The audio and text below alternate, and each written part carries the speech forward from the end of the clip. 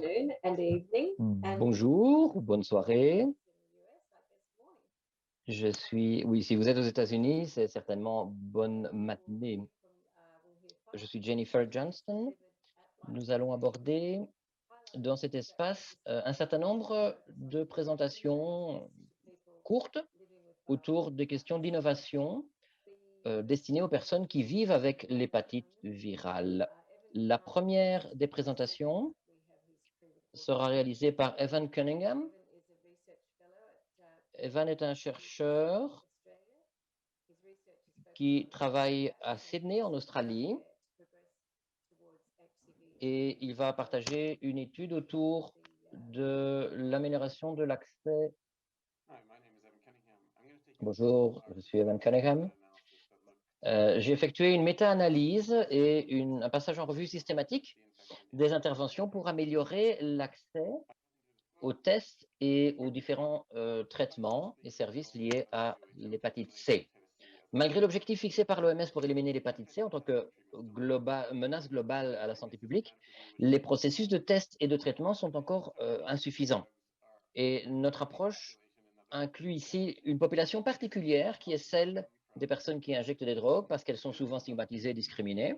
Elles sentent qu'elles ne reçoivent pas de traitement ou qu'elles ne le méritent pas en réalité, et elles éprouvent des difficultés à naviguer toutes les étapes de ça. Donc nous avons évalué l'impact des interventions pour améliorer les tests d'anticorps de l'hépatite C via un certain nombre d'études réalisées dans la littérature médicale. Nous avons pour ce faire accéder à différentes bases de données comme PubMed, Scopus, etc., ainsi que des conférences, des communications lors de conférences. Toutes les recherches que nous avons effectuées ont été réalisées en juillet 2020 avec des combinaisons de termes de recherche. Vous les voyez ici à l'écran, tests par anticorps et ARN, etc. Nous avons exclu les études si elles ne comprenaient pas un comparatif, et elles portaient bien sûr sur le thème de la population des personnes qui injectent des drogues.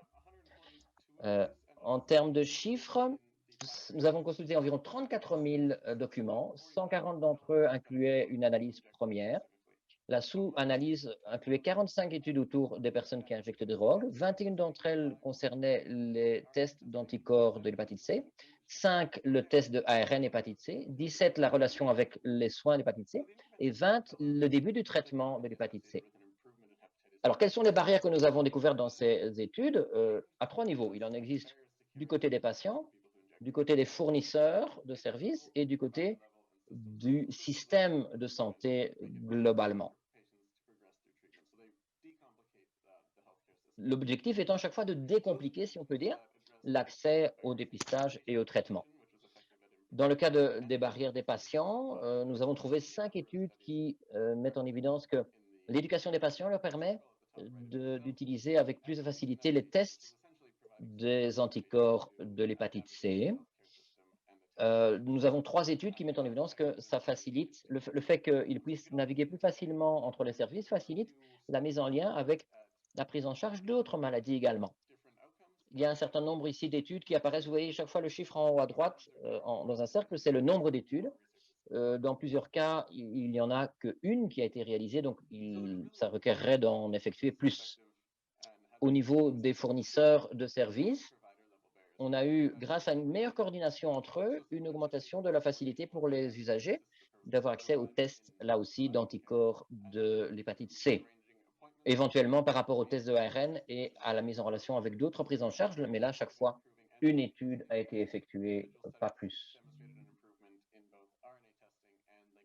Pour ces deux aspects de l'ARN et de la mise en relation avec d'autres prises en charge de maladies. Enfin, c'est peut-être le plus important, la question du niveau du système de santé, des barrières en la matière.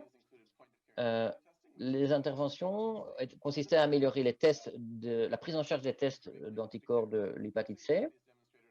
On a vu que ça a assuré, 3 études l'ont mis en évidence d'améliorer le lien vers d'autres prises en charge de maladies. Le test à partir des échantillons de sang séché, lorsque c'était mis en œuvre, a permis aussi une amélioration des tests des anticorps de l'hépatite C. Et l'aspect de soins intégrés a été abordé par 5 études et on voit que là aussi, des corrections des services fournis ont pu être obtenues.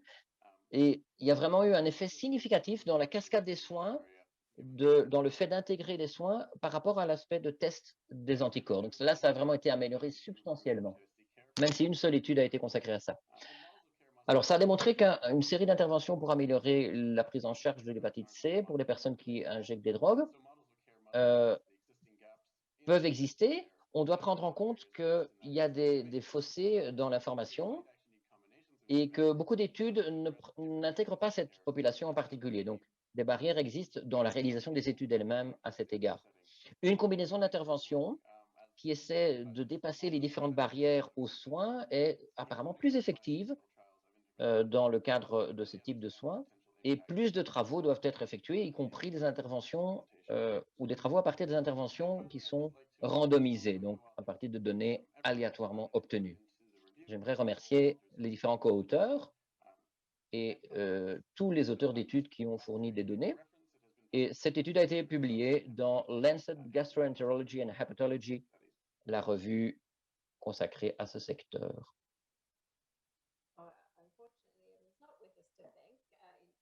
Malheureusement, Evan ne se trouve pas parmi nous, mais comme toujours, vous pouvez lui adresser des questions via la plateforme en ligne de l'événement, du sommet. Parce que, comme il l'a mis en évidence, beaucoup plus de recherches seront nécessaires autour de ce thème. J'aimerais en venir directement à Thomas Tu, qui lui est présent avec nous et qui va accompagner une présentation qu'il a préenregistrée. Il participe, enfin, il est membre de l'Institut de recherche médicale et il a travaillé sur les questions de détection de l'ADN, des antigènes de l'hépatite, et il va nous parler de son expérience en tant que patient et membre de la société civile. Merci beaucoup pour l'occasion qui m'est fournie de présenter mon travail. Alors, cette photo, parce que j'ai appris que j'étais affecté par l'hépatite quand j'avais 15 ans. Quelles ont été mes réactions alors? J'ai d'abord eu une expérience de panique, de surcharge émotionnelle et d'incapacité à absorber toute l'information qui m'arrivait. Je savais seulement que c'était quelque chose dont j'allais souffrir pour le reste de ma vie et que c'était en relation avec le cancer du foie. Dans la suite des événements, je me suis rendu compte que j'étais seul dans cette situation. Je savais que personne, à part l'un ou l'autre membre très proche de ma famille, n'avait cette maladie. Et donc, ça a vraiment été quelque chose qui a en partie conditionné ma réponse dans un premier temps. L'isolation, quand on est dans des cas comme celui-là, ou l'isolement, correctement, rend les choses pires, puisque nous éprouvons des difficultés à naviguer dans le système de santé, prendre des contacts ou des rendez-vous avec des spécialistes, nous rendre plus ou moins régulièrement à la pharmacie ou au centre de santé. C'est quelque chose de difficile à assumer. Également, la partie de jugement personnel et d'ingestion ou d'assimilation de toute l'information qui est disponible. Il y a des millions de pages sur Internet à cet égard à propos de l'hépatite. Également, une grande difficulté par rapport à l'identification des personnes qui sont dignes de confiance. Quelles sont les informations, mais quelles sont aussi les personnes ou les ressources en lesquelles nous pouvons avoir confiance. C'est la raison pour laquelle il est facile de tomber dans des tendances comme le fait de penser que la situation est pire que ce qu'elle est. Ça engendre aussi un comportement mené ou orienté par la peur, qui est accru dû à la stigmatisation et à l'éventuelle honte qu'on peut éprouver. Et il est facile de tomber dans une position en fait d'impuissance. Ah, je ne peux rien faire à propos de ça. Ce qui réduit notre accès aux données et peut avoir des résultats néfastes pour notre santé. C'est la raison pour laquelle j'ai lancé une communauté en ligne sur Internet qui fournit un espace sûr où tout un chacun qui vit la maladie ou qui connaît des personnes qui sont affectées peut employer un pseudonyme pour poser ses questions, etc. Et se mettre en contact avec des experts cliniques et scientifiques pour leur poser des questions. Vous voyez là, par exemple, ces experts reçoivent un petit badge en bas à droite de couleur jaune qui indique que, et aussi un bouclier à côté de leur nom, qui indique qu'ils sont dignes de confiance. C'est une ressource qui nous semble être dans une approche de gagnant-gagnant, qui s'adresse à la communauté affectée d'abord parce qu'elle leur permet d'avoir accès à des opinions d'experts. Elle leur fait découvrir que d'autres partagent une expérience identique ou similaire et leur permet de participer à une communauté qui est dans une approche d'empathie et de compréhension de leur situation et qui, pour ce fait même, n'a pas tendance à juger de façon discriminante leur propre expérience.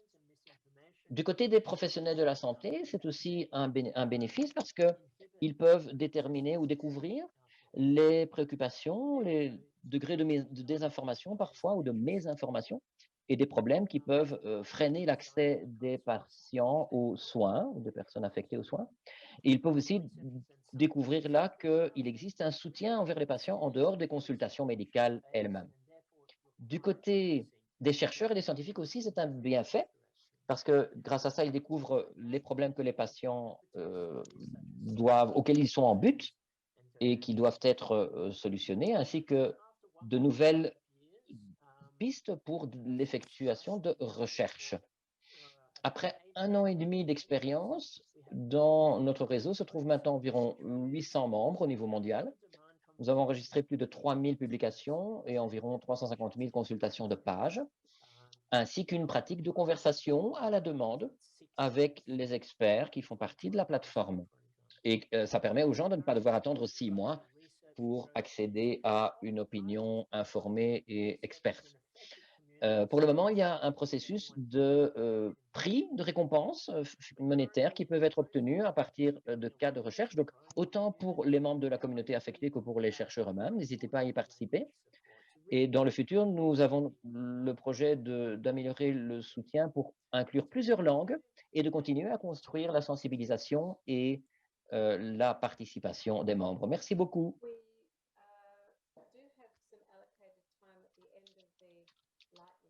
Il nous restera un peu de temps à la fin de la séance pour répondre à des questions.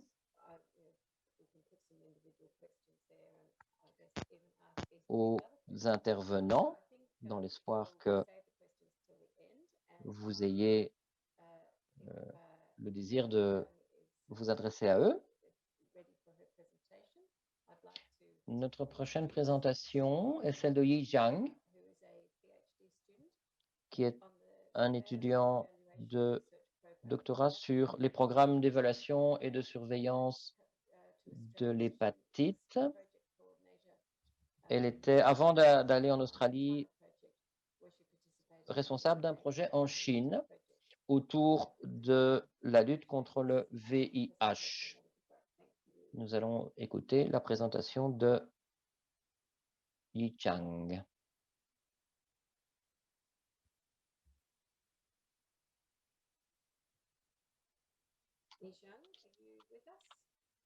Êtes-vous parmi nous?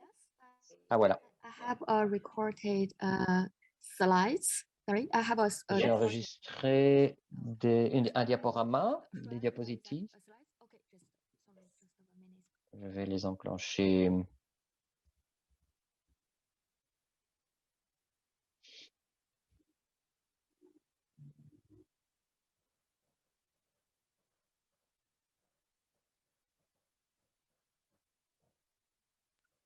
Jenny, sorry, I'm really sorry about that. I thought the conference would present that slide for me, so the slide is not ready now. Could I present? Apparemment, la présentation n'est pas prête. Est-ce que je pourrais l'effectuer un peu plus tard? Je pensais que vous alliez faire défiler les diapositives. Je vais peut-être devoir en parler avec le responsable technique.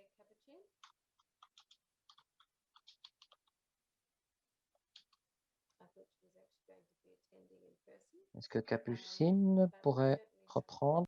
Recording of her presentation. So while Yizhang is looking for her slides, we'll move to Capucine's presentation. Capucine Penico works as Director of Program and Partnership for the Hepatitis Fund. She has 15 years experience Capucine a academia and government organizations.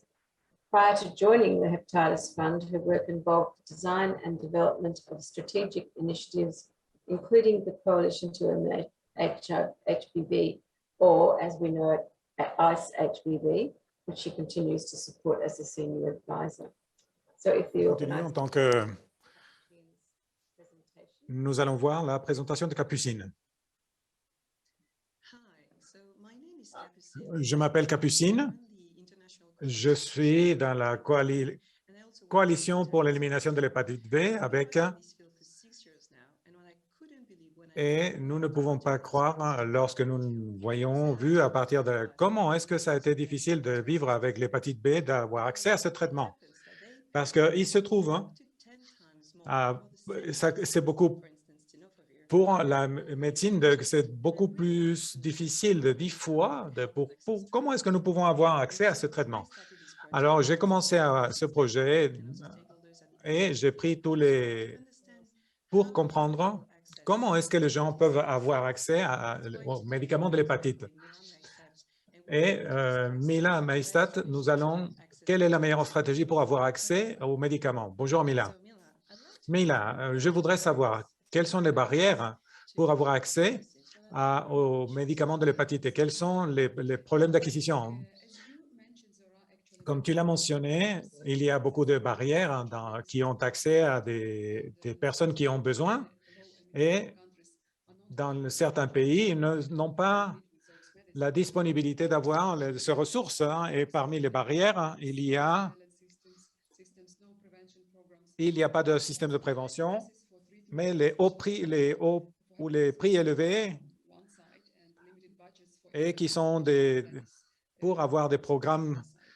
Et de l'autre côté, les programmes qui sont assez limités. Qu'est-ce qu'ils peuvent avoir plus d'acquisition? C'est essentiel que les pays établissent des systèmes d'acquisition à l'avance et ils vont avoir les meilleures stratégies d'acquisition. Ils doivent avoir beaucoup d'informations lorsque, par exemple, il est libre ou non. Quel est le meilleur scénario et l'impact que nous pouvons avoir? C'est la meilleure option? Bien sûr,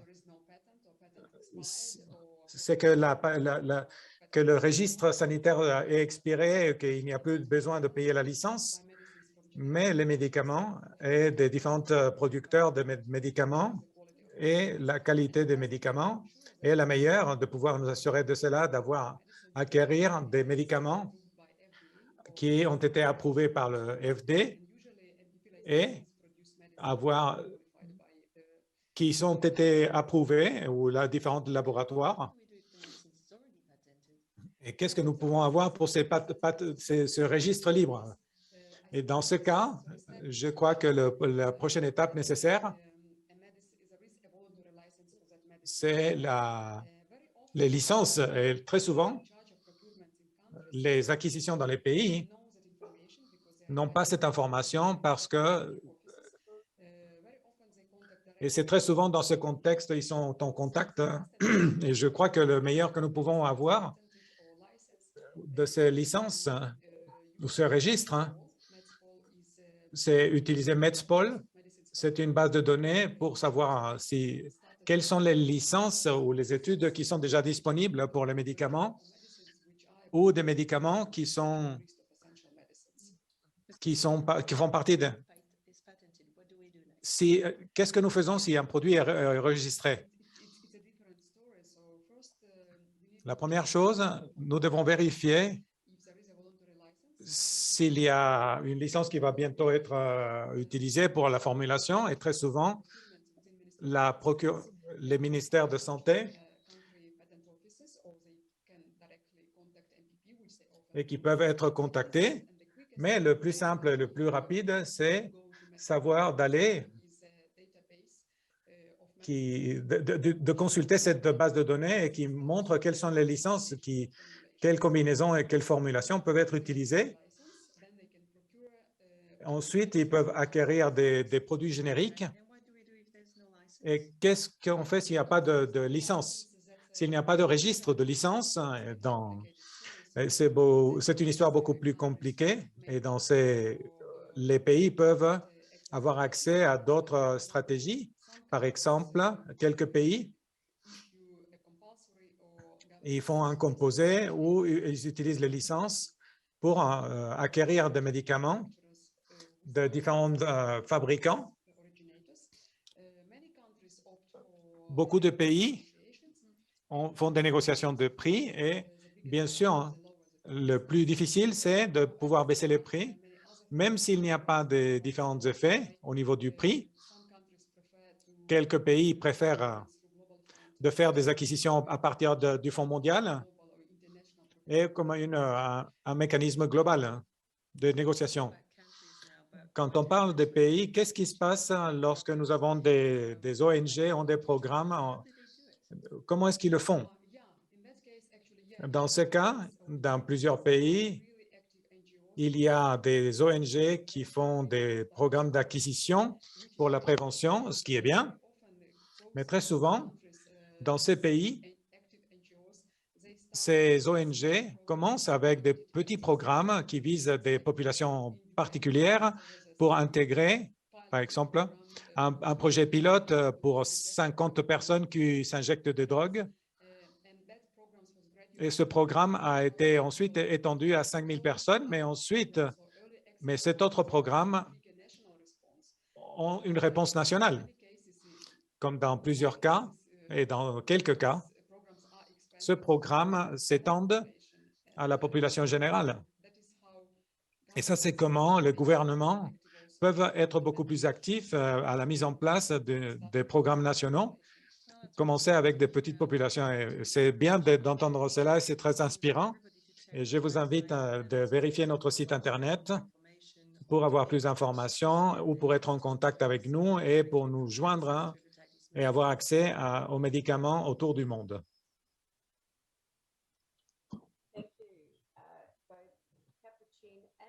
Alors, merci Capucine et Mila. Je n'étais pas... Maintenant, je sais que vous êtes là.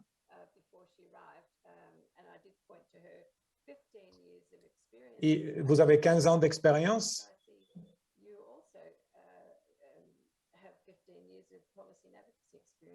Vous avez de l'expérience dans le plaidoyer de politique. Juste pour Mila,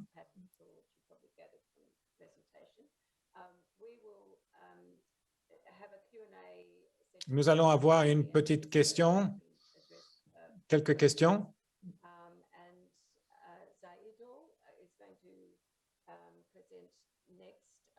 Nous allons présenter ensuite, pour présenter, Zahedul. Il est directeur d'acquisition en Ukraine.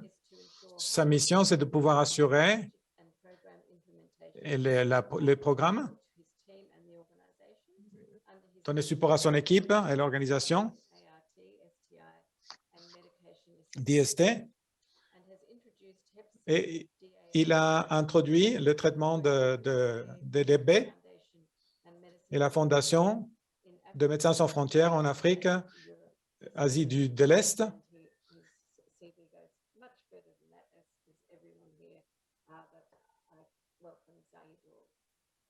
Alors, bienvenue Zahedul.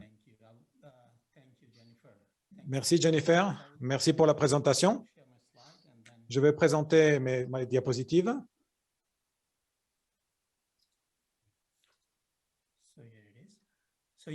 Thank you so much for introduction. Merci de cette interaction.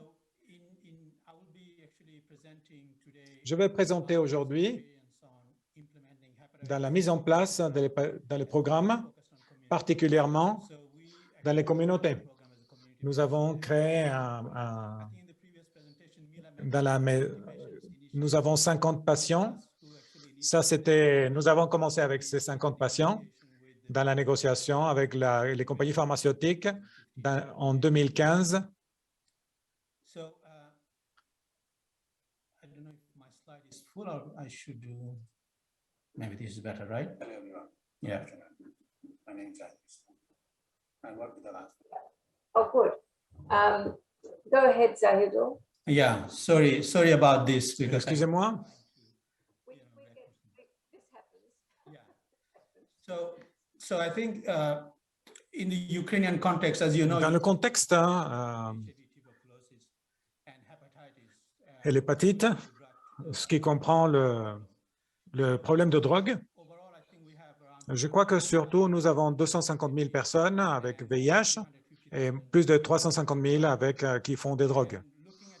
Et en voyant avec la prévalence dans la population générale, il y a 5% de la population jeune.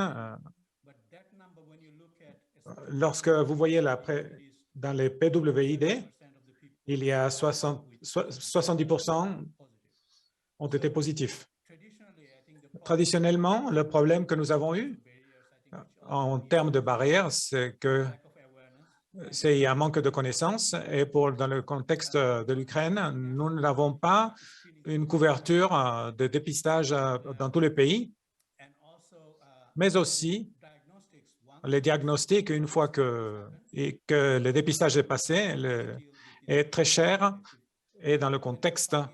Et lorsque nous parlons des gens qui font des drogues, ils n'ont pas suffisamment de ressources pour payer ces dépenses et continuer le traitement.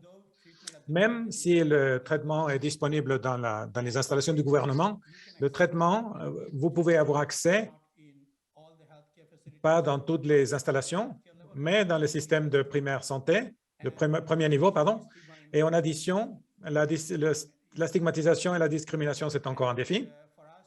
Et pour nous, je crois que depuis le 24 février, le contexte a changé de comment est-ce que vont avoir accès, parce que nous avons, comme vous avez plus de 8 millions de personnes qui ont été déplacées, 7 millions sont réfugiés dans les pays voisins, et ce sont les personnes qui commencent à revenir. Il y a presque 8 à 10 millions qui vont avoir différents accès de services en mobilité, sauf qu'ils se déplacent partout et d'avoir dans des conditions dans lesquelles c'est encore très difficile.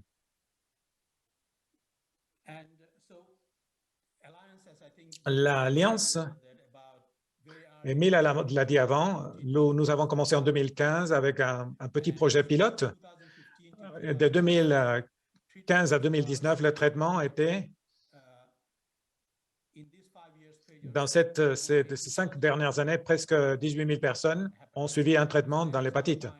C'est combiné avec le programme national et le programme de l'Alliance. Alors, vous pouvez voir dans le tableau, dans la partie bleue, les personnes qui font des drogues. Même si nous avons eu des populations générales et 18 000 personnes, les accès étaient encore très... Ça a continué en 2020 et 2021.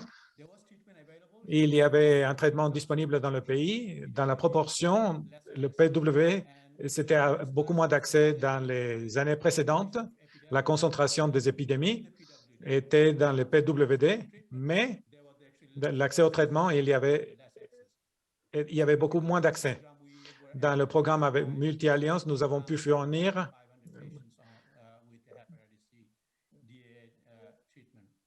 avec un traitement pour plus de... Une chose que nous avons notée, c'est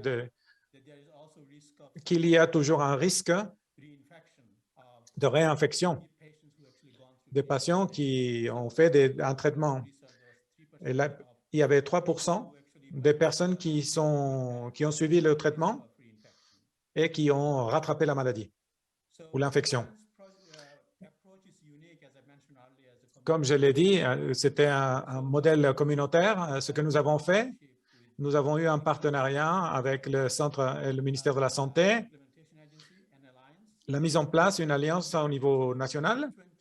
En 2019, nous avons un un partenaire stratégique avec comment pouvoir donner un support à la mise en place de ce programme. Et le gouvernement nous a fourni ce qui a commencé en 2021 et l'Alliance fournit tous les autres supports, ce qui comprend les diagnostics, le support social, le conseil et les programmes d'éducation, le programme, une période de traitement de 12 à 24 semaines. Nous avons eu 3 ou 4 séances de conseil pour assurer et garantir qu'il n'y aurait pas de réinfection. Alors, les approches des différentes ONG qui travaillent ensemble avec le système, avec nous, et qui fournissent ce support de cette... Alors, ce que nous avons, 16 ONG qui travaillent dans les différentes locations et qui fournissent ce service. Nous avons travaillé avec le groupe disciplinaire, avec les infirmières, les travailleurs sociaux, les médecins et les gérants aussi. En conclusion, je crois que je dirais qu'actuellement, le traitement est disponible, mais il n'est pas accessible pour le PW et la couverture est là et c'est sûrement pas assez. La couverture doit augmenter, mais comment est-ce que nous pouvons faire cela? C'est actuellement un défi beaucoup plus large. Ou ce que nous pensons, c'était un contexte dans lequel c'était avant la guerre et maintenant, lorsque nous voyons maintenant une guerre, l'approche doit être changée et nous devons récupérer et reconstruire le pays, mais nous visons plutôt continuer les services qui ont été dérangés et au moins continuer avec les services. Et nous, avec tous les programmes, devraient avoir actuellement un système de dépistage où que vous alliez, il devait avoir au moins une possibilité de faire un dépistage de l'hépatite. Et le diagnostic devrait être disponible gratuitement pour les personnes qui font les drogues principalement. Et le traitement devrait être disponible non seulement dans le secteur spécialisé, mais dans le système primaire de santé et au niveau du docteur de chevet. Nous sommes le système de santé national. Doit avoir une micro-élimination, une stratégie de micro-élimination. Cette micro devrait viser la population clé et nous devons finaliser ce que nous avons commencé. Mais je crois que maintenant, nous cherchons et comment récupérer le pays. Et nous proposons de finaliser cette stratégie de micro-élimination, et particulièrement pour cette communauté où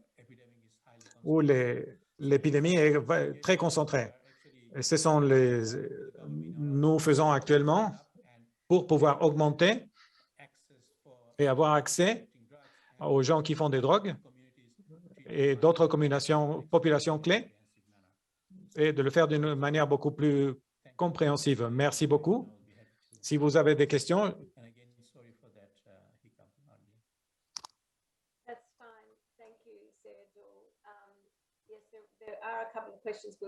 merci beaucoup. Oui, il y aura quelques questions que nous partagerons après la dernière présentation.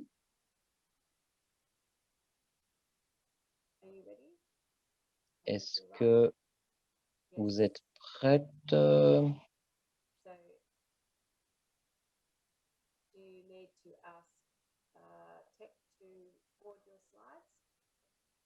Yes, please. Par rapport au partage des diapositives. My name is Ye Zhang, and today I would like to... Alors, je suis Ye Zhang, chercheuse. Je vais aborder une étude autour de l'hépatite B, l'hépatite C en Chine, spécialement dans le cas de la population d'hommes qui ont des relations sexuelles avec d'autres hommes. Autour de environ donc une personne sur 13 en Chine vit avec l'hépatite C chronique ou une hépatite B chronique ou une hépatite C. Parmi les hommes qui ont des relations sexuelles avec d'autres hommes, le taux d'hépatite est plus élevé Et ces personnes qui sont actives sexuellement devraient être dépistées pour l'hépatite B et la C au moins une fois dans le cours de leur vie ou plus si c'est possible. Cependant, ces deux maladies et leur dépistage est encore très faible dans la population chinoise en question. 41% d'entre eux ont indiqué n'avoir jamais été testés pour l'hépatite C et 38% d'entre eux n'ont pas ni de vaccination pour l'hépatite V, ni de test de dépistage à son égard. L'arrière-fond est celui d'un paiement. Quelqu'un qui cherche un service de santé le reçoit ici gratuitement comme un don, comme un cadeau. Il ou elle est ensuite sollicité pour savoir s'il aimerait ou s'il serait disposé à payer pour la personne suivante qui recevrait le même service en tant que cadeau. C'est ça qu'on appelle cette procédure de paiement transféré ou de paiement vers l'avant. Les objectifs sont le fait d'évaluer l'effectivité de ce modèle dans l'augmentation de la quantité de personnes qui sont disposées à recevoir un test d'hépatite C en Chine dans la population d'hommes qui ont des relations sexuelles avec d'autres hommes. La méthode ou les méthodes utilisées ont été mises en œuvre de mars 2021 à novembre 2021 dans la province chinoise de Jiangsu, à partir des services existants de dépistage pour le VIH. Et les critères de participation étaient le fait d'être âgé d'au moins 18 ans, d'être auto-identifié comme homme qui a des relations avec d'autres hommes et de ne pas avoir été testé pour l'antigène de l'hépatite B ou le sérum de l'anti-hépatite C au cours des 12 mois préalables.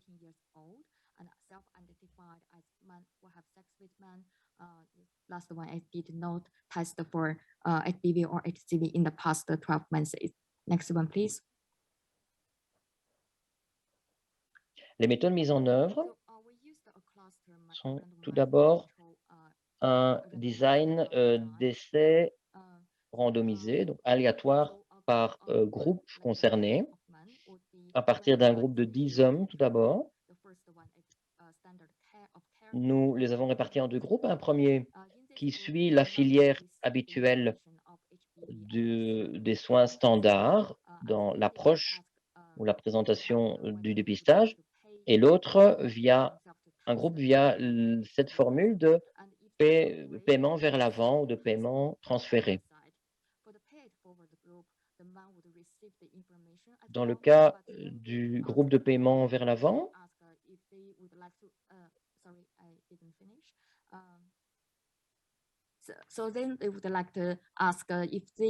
on leur demandait s'ils voulaient recevoir un test de VIH gratuit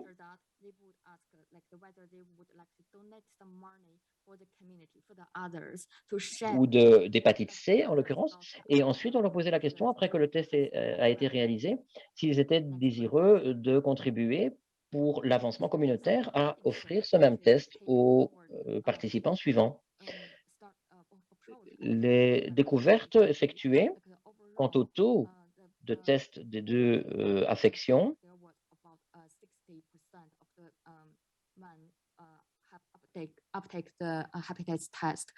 sont le fait qu'environ 60% des hommes de ce groupe qui ont participé ont accepté de manière... en fait, dans la population générale, c'est 60% environ qui prend le test, mais en l'occurrence, plus d'entre eux, on va revenir à la diapositive précédente, on voit que la différence entre la population qui d'habitude, selon le schéma standard de promotion des tests, reçoit le dépistage est sensiblement plus faible que lorsqu'on pratique la formule du paiement vers l'avant. On voit la différence de 34,4% dans la population générale et de plus de 40% dans le cas de ce groupe d'hommes qui ont des relations sexuelles avec d'autres hommes. On voit en termes d'analyse des résultats de coût que 69 participants, donc 73% d'entre eux qui ont reçu les tests d'hépatite B et C dans cette formule de paiement vers l'avant, ont choisi de donner une quantité d'argent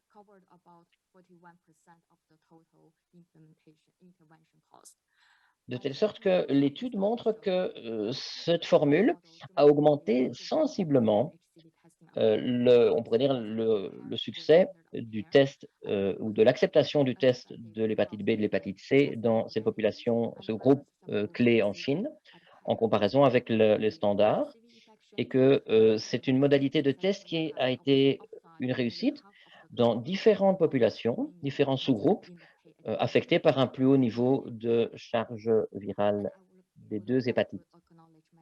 J'aimerais remercier les co-auteurs de l'étude, ainsi qu'un groupe de partenaires et de volontaires qui s'appelle Arc-en-Ciel. Voici les références de l'étude. Merci beaucoup.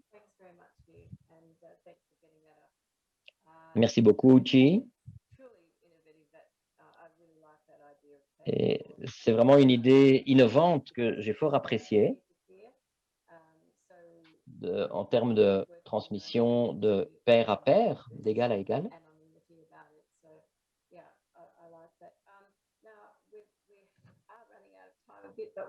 Alors, il ne nous reste plus tant de temps, mais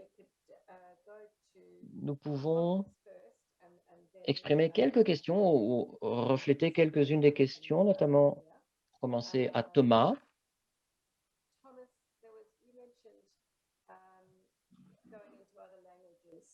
Thomas, oui, vous avez mentionné le fait d'inclure d'autres langues sur votre site, votre plateforme. Est-ce que ce serait pour vous connecter vers d'autres pays ou pour inclure ces autres langues à l'intérieur de votre plateforme? Alors, ce qui est appréciable avec ce logiciel de la plateforme, c'est qu'il comporte des extensions, des plugins vers le service de traduction de Google, de telle sorte que déjà à l'heure actuelle, on peut, par la simple pression d'une touche, faire apparaître les informations dans d'autres langues. Mais ce qui nous importe ici, c'est d'essayer d'inclure une approche à différentes cultures autour de la planète. Et nous aimerions pouvoir compter sur des modérateurs de ces autres cultures qui puissent être présents sur la plateforme, contribuer et guider en quelque sorte, les participants, ce qui, nous semble-t-il, sera réalisable peu à peu, le fait de combiner ou de rassembler ces différentes cultures et de pouvoir inclure des modérateurs qui contribueront à ces conversations afin de les associer chaque fois qu'un nouveau participant provient de l'un de ces horizons culturels, afin d'impliquer plus de personnes en termes d'adoption de décisions, de prise d'initiative. C'est une stratégie que nous désirons filer. Il y a une autre question également.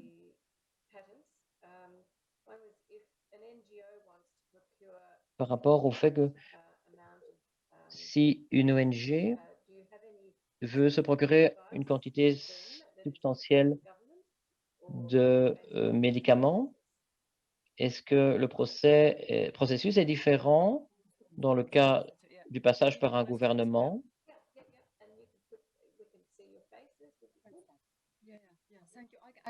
Oui, si vous pouviez activer la caméra.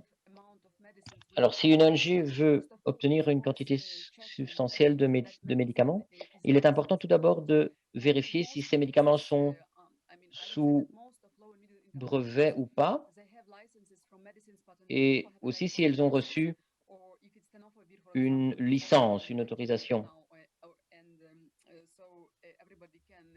de telle sorte que chacun puisse avoir accès à des médicaments génériques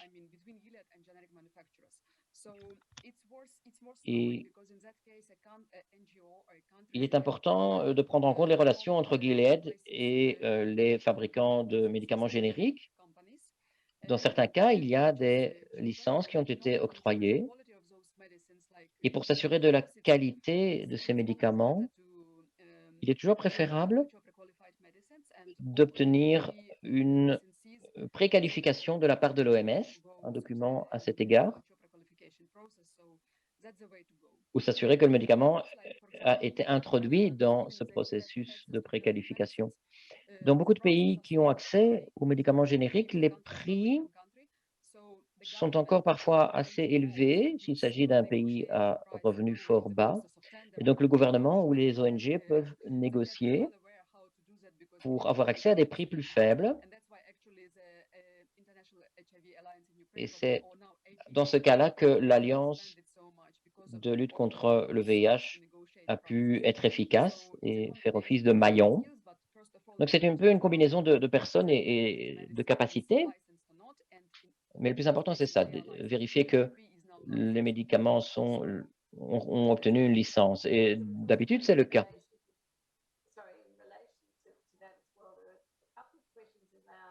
En relation avec ça,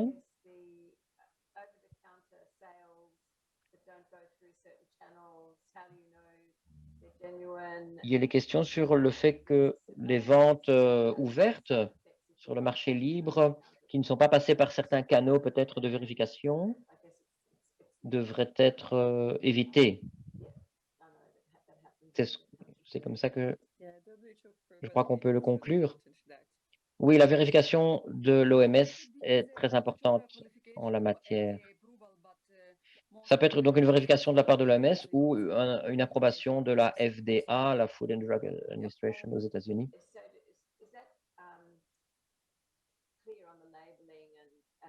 Est-ce que c'est quelque chose qui est apparent et clairement sur l'étiquette, sur l'emballage des médicaments?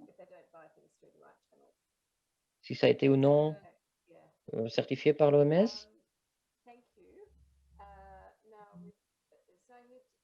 Bon, apparemment, ça l'est. Merci. Ici, une autre question, je la comprends comme étant comment tracez-vous les personnes qui sont réfugiées d'autres pays? Et comment vous assurez-vous de leur suivi, de leur accompagnement en termes de traitement? Alors, nous n'avons pas de traitement à l'heure actuelle en Ukraine pour des personnes provenant d'autres pays, en raison de la situation de guerre, mais nous mettons en œuvre des programmes, notamment via une plateforme en ligne. Et tous nos patients, s'ils sortent d'Ukraine, peuvent recourir à un robot en ligne. À partir de la Pologne, par exemple, vous rentrez votre identité et indiquez que vous voulez accéder au programme de traitement de l'hépatite C. Et là, vous sera fourni une série de données sur où aller, où sera disponible le traitement, etc.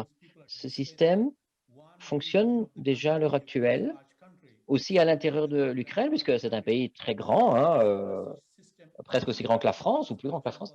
Et à partir si vous êtes dans une province de l'Ukraine et vous voulez obtenir des informations sur ce qui est disponible dans une autre, ce robot peut aussi vous accompagner à partir de notre plateforme électronique.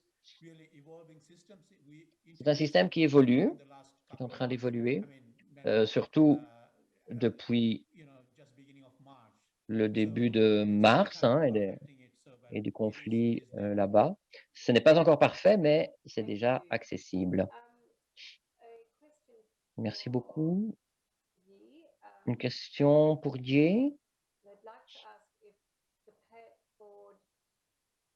J'aimerais demander si cette formule de paiement vers l'avant ou paiement transféré s'applique dans tous les environnements de test. c'est une formule qui a été mise en œuvre pour augmenter l'accès aux tests. En fait, aussi, dans le cas de vaccins contre la grippe, contre influenza, dans des populations de personnes plus âgées. Et il serait fort intéressant de le mettre en œuvre dans le cas d'autres maladies, effectivement. Also, a follow-up for Thomas. Pour How Thomas, account for the fact, Thomas, that in some African countries, according to my understanding, and this is an comment obvious question, envisagez-vous such as cirrhosis. des effets de votre initiative dans différents pays africains et en Inde? Alors oui, c'est une question très pertinente parce que l'aspect culturel intervient beaucoup là. Not necessarily privy to a lot of those sorts of differences. And there Ça fait référence au fait qu'on puisse écrire en anglais ou non, notamment. Et ce sont des différences qui interviennent un peu partout sur la planète. C'est la raison pour laquelle il vaut la peine d'embrasser cette dimension de diversité dans notre communauté et de la renforcer sensiblement pour être beaucoup plus capable de diffuser l'information de qualité. So to me, that question is exactly the reason why we're doing what we're doing, right? Donc, cette question est vraiment la raison pour laquelle nous sommes en train d'évoluer vers ce que nous mentionnions, justement, cette diversité culturelle. Yeah, exactly. You know, languages evolve and all of these sorts of things as new. Y compris à l'intérieur d'une même culture, on sait que la langue évolue, elle aussi. Donc, il faut être attentif à ce genre de choses. En termes de questions, j'en ai encore une pour Capucine.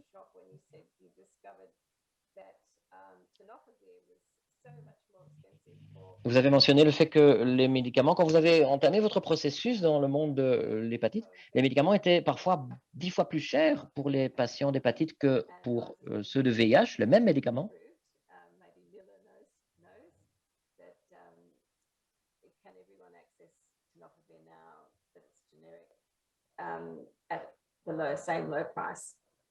In principle, they could Et because they're est-ce qu'ils pourraient avoir accès de la même manière aux médicaments génériques dans l'un et l'autre cas? En principe, oui, mais il y a beaucoup de barrières à l'accès. Et même dans des pays aux revenus élevés, la facilité d'accès n'est pas toujours garantie ou n'est pas égale. Par exemple, il est commun de devoir payer $300 ou plus mensuels, ce qui est indéniablement excessif. Il est nécessaire d'effectuer un travail focalisé sur cette procédure de négociation grâce auquel chaque pays peut accéder à de meilleures conditions et modalités de prix et d'assurer un accompagnement, une construction de capacité dans les différents pays à ce propos. Oui, effectivement, il y a une disparité. Certains gouvernements fournissent un travail de qualité en la matière, d'autres pas vraiment.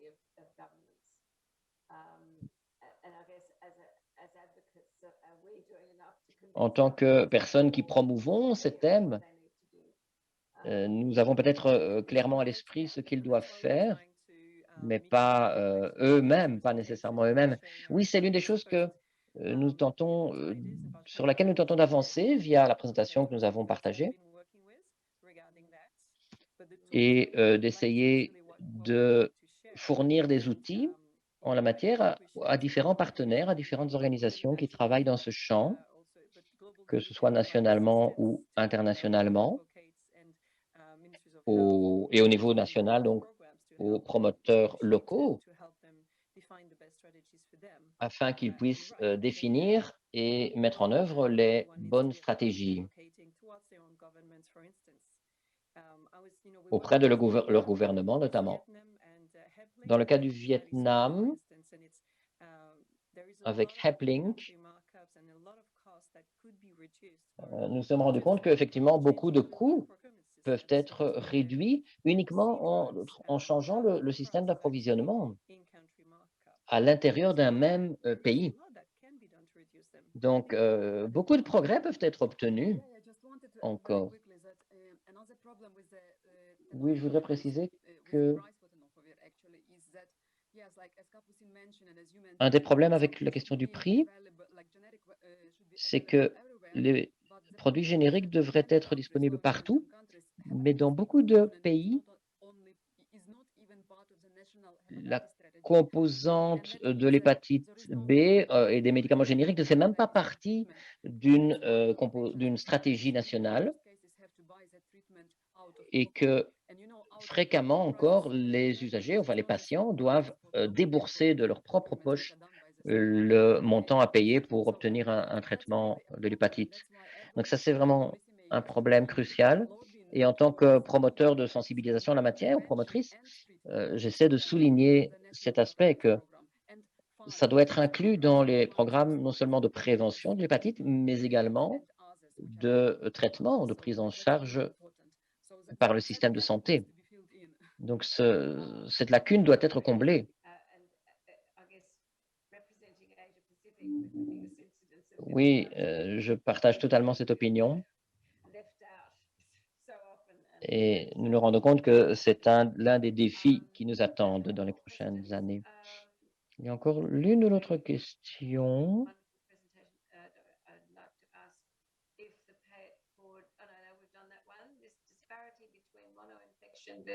La disparité entre les mono-infections et dans le cas de la Grande-Bretagne,